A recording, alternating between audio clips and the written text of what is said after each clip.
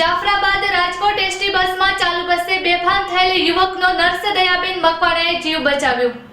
હજુ પણ આ દુનિયામાં માનવતા જીવંત છે, કારણ કે એક નર્સે જે બસમાં મુસાફરી સમયે જ ખરા અર્થમાં માનવતા મહેકાવી છે। અમરેલી જિલ્લાના રાજુલાની નામાંકિત સહજાનંદ હોસ્પિટલમાં નર્સ તરીકે દયાબેન મકવાણા નોકરી કરી રહ્યા છે।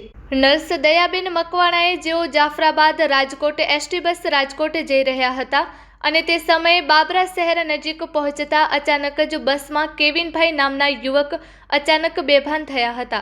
જો કે આ ઘટના પગલે 108 ટીમને જાણ કરવામાં આવી હતી, પરંતુ તાત્કાલિક પહોંચી શકી તેમ ન હતું, જેથી સમય સૂચકતા દાખવી બસમાં મુસાફરી કરી રહેલા નર્સ દયાબેન મકવાણા અને અન્ય એક નર્સ મહિલા સાથે મળીને યુવકનો જીવ બચાવવામાં આવ્યો હતો।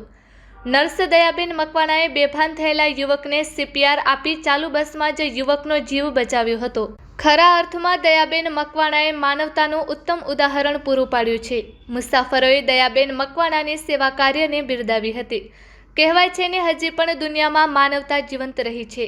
દયાબેન મકવાણાએ કહ્યું કે આ તો મારી ફરજ હતી, કારણ કે કોઈ વ્યક્તિનો જીવ બચાવવો એ આપણી માનવતા છે। એક યુવક બસમાં બેભાન થતાં તેમને CPR આપી જીવ બચાવ્યો હતો। Report by Sarfaraz Khokhar, Amreli. મારું નામ મકવાણા દયા છે। હું રાજુલા સહજાનંદ હોસ્પિટલમાં નોકરી કરું છું અને જાફરાબાદ રાજકોટ બસે એમાં હું મુસાફરી કરીને આવતી હતી, તો અચાનક એક ભાઈ હતા જે જામનગર જવાના હતા, એ બેહોશ થઈ ગયા। એટલે આપણે એને 108માં ફોન કર્યો, પણ એ તાત્કાલિક ન પહોંચી શકે અને હોસ્પિટલ પણ આપણે તાત્કાલિક ન પહોંચી શકીએ। તે માટે પહેલાં મારી ફરજમાં એ આવે માનવતાની ધ્યાનથી કે વ્યક્તિનો પહેલાં જીવ બચાવો એમ, એટલે અમે એને CPR આપી અને એનો જીવ બચાવ્યો છે।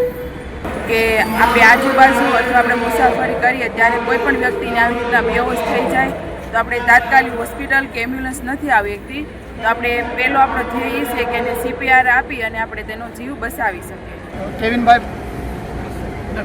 કેવિનભાઈ કરીને એક પેશન્ટ હતા, એમને હાર્ટની કોઈ પ્રોબ્લેમ હશે ખબર નહીં, એટલે એમને લુણકી બાબરા પહેલાં લુણકી જે સ્ટેન્ડ આવે ને ત્યાં પહોંચતા એ ભાઈને આંચકી જેવું આવવા માંડ્યું, એટલે મેં અને અમારા પેસેન્જરમાંથી 2 બહેનો જે સ્ટાફ નર્સ તરીકે કામ કરતા હતા, એ લોકોએ એમને CPR આપી અને બાબરા સુધી પહોંચ્યા। બાબરા આવતા એ નોર્મલ થઈ ગયા, જેમનો જીવ બચી ગયો છે।